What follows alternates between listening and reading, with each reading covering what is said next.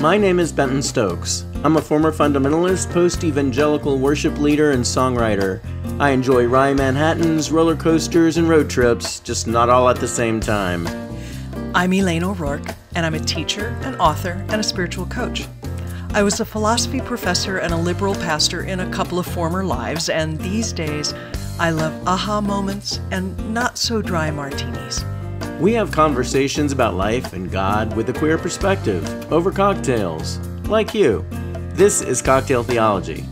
Well, seeing as we are in the throes of fall and Thanksgiving is nearby, I decided to go with another apple brandy cocktail. I'm sorry, wait a minute. The throes of fall? Like, we all know you prefer summer, but seriously, did you have to wish death on fall? No, of course not. It's the leaves, isn't it? The leaves? Yes, the leaves are making you feel like everything's dying and we're in the throes of fall. Yeah, okay, all right.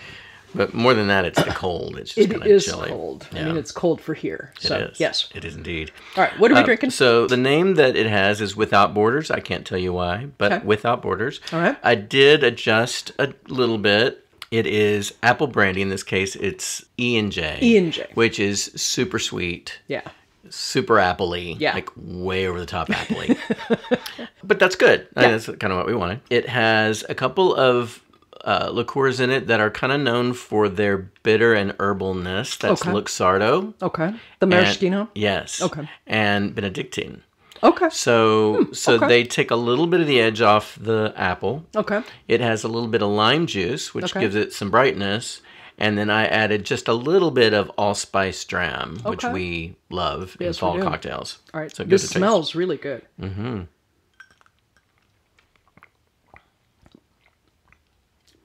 Ooh, the Luxardo and the Benedictine are fantastic. Yeah, they really come out. Oh, I like that. Do you like it? I like the Luxardo and the Benedictine. The way they're working together and against the apple. I could even use a little bit more allspice dram. Yeah, I'd put just a very little because a little bit usually goes a long way. Yeah, it's pretty strong. But it could use with a little more probably. I like that. Good. See, that leads me right into fall. Yes. I don't mind fall at all. I mean, as you know, I follow.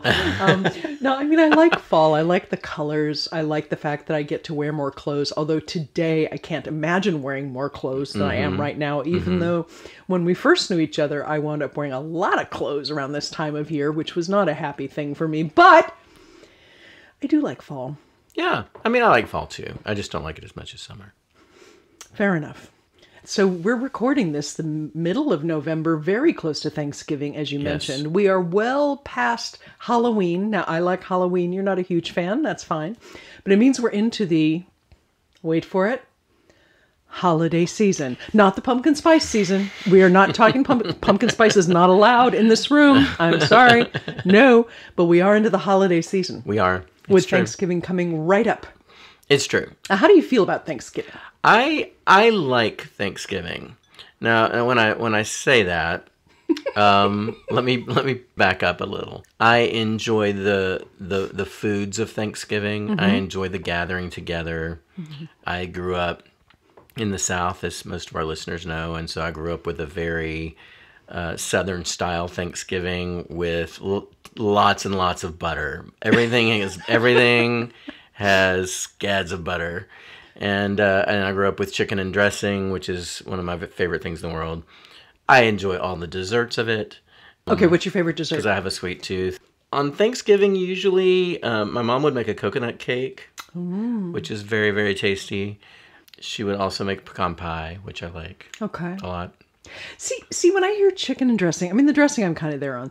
Chicken and dressing, coconut cake, I do not think Thanksgiving. Really? At all. Yeah? Yeah. I mean, coconut cake to me, first of all, is tropical. It is.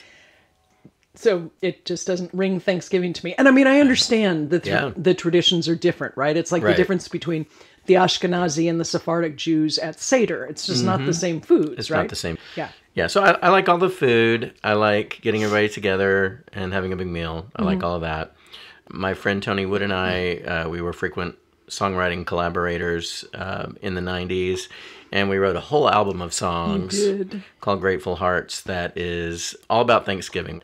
we were both of the idea that Christmas music happens after Thanksgiving. Like, it should happen after Thanksgiving. Like, we should give Thanksgiving its due. Like, give it some space. Yes. And there's limited Thanksgiving music, other than maybe the Thanksgiving theme from... The Great Pumpkin. The Great Pumpkin. Yeah, whatever. yeah, the Charlie Brown. Okay. Vince Guaraldi. So we wrote an entire album of songs about Thanksgiving. So Thanksgiving is, I enjoy Thanksgiving. I think its origins are dubious. And I think the sense of native pride that people seem to have around Thanksgiving is misplaced. And you're talking when you say native, you mean I don't mean the natives. You mean like white, like white native, right? The one, okay. yeah. Okay. You know, as I've gotten older and I've studied sort of the history of all of that's bothersome for me. But I think what Thanksgiving is for me now, and also, you know, an opportunity or an excuse to lean into gratitude a little bit, pay attention to the things that you're thankful for. I think all that's lovely. For sure. Yeah, no, I was thinking about this today that most, by and large, of all the holidays, I think my Thanksgivings have most often been things I enjoyed. That's great. You know, which is nice. I mean, they've had a wide range of variations of that. But since we, and I before we, started having Thanksgiving with our friends Rusty and Holly, of course, it has been a thing. Now, I admit that the thing, as my friend John Birdsall's new book next year coming out makes, that was almost English, was that it started really being a thing when I was living in San Francisco, and my girlfriend was a cook and everybody else was a cook, and I was a cook, and we had menus that were handwritten out by people who can do that, and like, it was insane. It was insane. But I'm still like that about Thanksgiving. Yeah, like, you really are. I like planning it ahead. I like thinking about what foods will go together. As you know, I'm not a big fan of the brown, and Thanksgiving is so brown. I like, you know, the sharp flavors and all that. So as you know, I try to bring it all together. But I enjoy that part. And I enjoy being with people I want to be with and taking a moment, as you were saying, the leaning into gratitude for a minute and just really being conscious for a minute of the superabundance that we have on Thanksgiving every year. Yes. But the people in front of me and the fact that we can gather. And when we were living in Tennessee and you know, my family would fly out here to be with them, or they'd fly to see us. You know, it was really kind of a gift that was even possible. Yeah. So yeah, no, I really like Thanksgiving, and I frankly never think about its dubious origins. Although I was asking my daughter. So for those of you who don't know, listeners, my daughter's a teen, and I asked her. I said, aside from preschool, where they had the little kids dressed up as pilgrims, there must have been Indians, but I don't remember the Indians. But I do remember my mixed race daughter as a pilgrim. She made a very cute little pilgrim, and also just right against the grain pilgrim, which of course we love. I don't remember, and she doesn't remember, that ever being a thing again. Like in her entire growing up. There was some acknowledgement that might have been where Thanksgiving came from. And of course, some of the schools she's gone to were really anti that whole piece. But there hasn't been that. Let's talk about the pilgrims and the wonderful native people who got them through that really hard winter, you know, which I'm grateful for. But as a result, I never think about that. That's good. Exactly. Good. It is good. Now, some of our friends know that I am a bit of a stickler about this, that Thanksgiving doesn't start before Halloween and Christmas doesn't start before Thanksgiving. Yeah. So lights go up when for Christmas?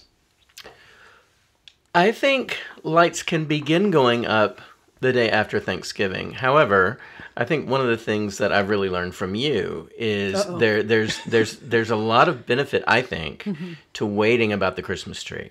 I started putting up my Christmas tree in Tennessee later, after talking with you about it, middle December even.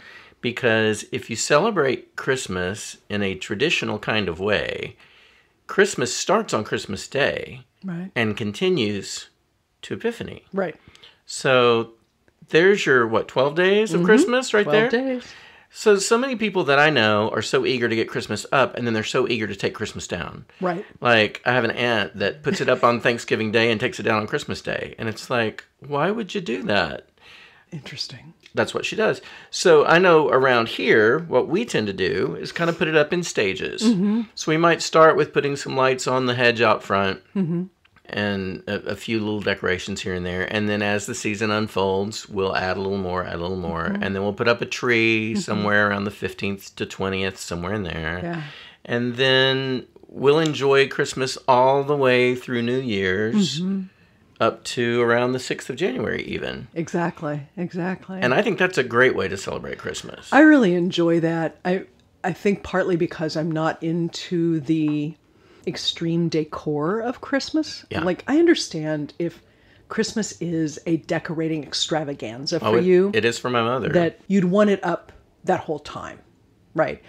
Because it's such a big thing. And even when I've gone all out in Christmas decorating, it's not like other people go all out in Christmas decorating. And in general, the lights I've put up, and as an adult and that we have put up outside, tend to be white. Or tend to be white and one other thing. And I like that because it adds light to the outside. Exactly. And it feels so dark this time of year. Right. And particularly in years where we are going into uncertainty that makes us uncomfortable. Having that extra light is really wonderful. It is.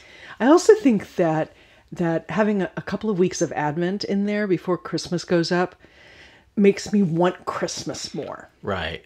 Like, when we put up the tree, I'm excited because we're finally putting up the tree. Right. We're getting closer to Christmas. We're getting closer. Yeah, and it's like having those Advent calendars, right? Right.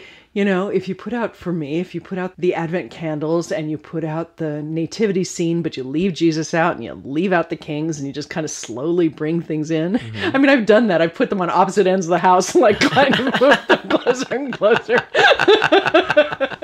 Which might be extreme, but there's something about it then that heightens the anticipation for me. Right. Which I really actually appreciate, especially since I am of an age where waiting on the presents really just isn't an issue anymore. And since my kid doesn't live with me all the time, that gearing up for Christmas for her is different as well. Sure. Right. Plus, since her birthday is so close to Christmas, we've always celebrated them completely separately. But it still has this kind of continuation feeling. Yeah. So it's nice to have the slow approach to Christmas. I completely agree. I've gotten in the habit of flying back to Tennessee on Christmas Day. Yes.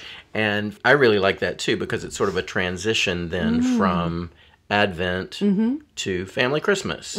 And so the celebration of Christmas starts really on Christmas Day. Right. And then continues because I'll celebrate with them. I'll come back here and I'll celebrate here and, we'll have New Year's Eve and the whole thing. So it's just like one long celebration of Christmas that starts on Christmas Day. Right. Another thing that I appreciate about flying on Christmas Day is that it takes some of the pressure off the day being Christmas for me. Because I think, and listeners, I don't know if this is true for you, but it just seems like the expectations for Christmas Day are always so high, regardless of how you celebrate it. And if you don't meet those expectations, there's a little disappointment or a little sadness if you're not getting to spend it with the person you want to spend it with, or if you're not getting to do what you want to do or get the present you want or whatever. And so by traveling on Christmas Day, I'm traveling with other people like me who are also traveling, traveling with people who are working on Christmas Day. Right. And I think all of us know that it's Christmas Day. Right. And because of that, people might be a little more silly, or people might be a little more patient, or people may be a little more generous, oh no, you go first. Which is lovely. Yeah. But it also sort of demystifies the day for me. And it gives me a very human experience with lots of other humans dealing with all the same thing. Right. And then when I arrive in Tennessee, it's a very low-key kind of arrival. My parents will pick me up at the airport. We'll go back and we'll have some snacks at the house. My sister might come over. And that's Christmas Day. Right. And then we will celebrate our family Christmas a few days later. And during that time, I'll spend time with my kids, and I might see a friend or two, and I might do some recording. And so I get to spend that time without, this big expectation that it has to be something. Right. It's all something, but it all kind of comes out in little bits, little fits and spurts, you know? Right. And I really like that. And nothing's so huge, as you're pointing out. Nothing. It's not like, and here's the pièce de résistance. Right. Right. Which is, I totally agree with you on that. Especially, I think, on Christmas. I have had some pretty awful Christmases, including the one where my girlfriend cheated with my best friend. That was fun. But, you know, I was out of the church a long time. But when I came back and started doing Christmas Eve service, Christmas Eve, that was one of those things that kind of got me back into liking Christmas. Because again, it was that stopping, paying attention, doing that stuff rather than just the gearing up, you know. And Christmas Day, I admit the Christmas Day is interesting to have you fly away. Yeah. Because it's like, okay, bye, Merry Christmas.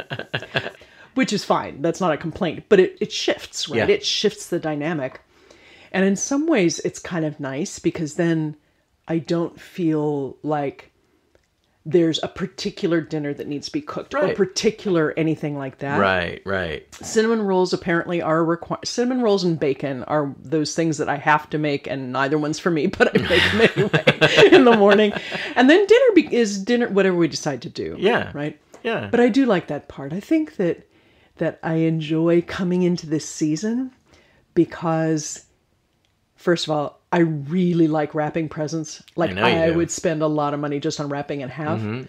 But also because it makes me, or I'm inspired to look at the people I love and notice that I love them and remind myself and remind them, just in case I haven't said it enough, just how important they are to me and how important the great things in my life are. Yeah, I love that. Yeah, I think if you really do start with Thanksgiving as a day of gratitude and then go into Advent, grateful and expectant, and then as you walk through Advent, getting closer and closer to Christmas and allowing that excitement and anticipation to naturally build, and then maybe, you know, along the way, doing little things that mark we're getting closer. Whether that's walking through the neighborhood and looking at lights, or whether that's... Which is fun. Yeah. Or whatever little tradition you want to come up with. For me and my kids, it was driving around neighborhoods and looking at the really garish lights. They love that part. But coming up with those easy, low-stress kinds of traditions that you can do that just sort of mark, we're getting closer. Right. Putting up the tree, we're getting closer. Hanging stockings, we're getting closer, you know, until you arrive. Right. But then not make the arrival, like you said, a pièce de résistance, but actually let it be the beginning of days of just pajamas and Marvel movies and snacks, copious amounts of, you know, soda and whatever you want to, you know, whatever you drink. Okay, Marvel movies never once came into my brain until you said it. Yeah, that's what we used to do. Right. We would binge on the Marvel movies. Okay. But whatever that thing is, figure out how you want to do that, and then just spend the time. You know, one thing this year, you know, my family, we are opting not to exchange gifts the way that we usually do. So that takes another bit of pressure away because our family's getting bigger and bigger and bigger. Everybody doesn't have to think about buying me a gift because I don't need anything. Right. And I don't have to try to figure out what they want. Right. You know, it just makes things so much easier. I think you're the kind of family, too, that would respect that. Like, once you agreed to it, you would respect it. Yeah. As opposed to, well, I know that my sister's actually going to spend this amount. And so, you know what I mean? Yeah. Like y'all don't seem like those kind of people. So that's helpful. Yeah, it is helpful. Yeah. So I want to hear from our Canadian listeners. Ooh. Whose Thanksgiving is October. How that all works. I think if I came from a place that didn't have Thanksgiving at all, then this would be a different kind of question. But I have thought about our neighbors to the north and the fact they do have Thanksgiving, and it is different, but it happens in October, and then they've got this month of like back to normal, and then suddenly Christmas. Right. I would love to hear like how they manage it. Yeah, and how they stay grateful for a whole. How do you do that? Right? How do you do that? Listeners, we love hearing from you. CocktailTheology.com is where we are. Share with us your traditions, the silly things you and your family do, or the serious things you and your family do. We would love to hear all of that. And also, if you have holiday cocktails or holiday treats, holiday food that you like. We love hearing about all that too, because we enjoy eating and drinking. What? It's true. Well, then we've got the right podcast. I think we do. Happy Thanksgiving, folks. Happy Thanksgiving. Funny how the view can change, how life just seems to rearrange itself, no matter what it was.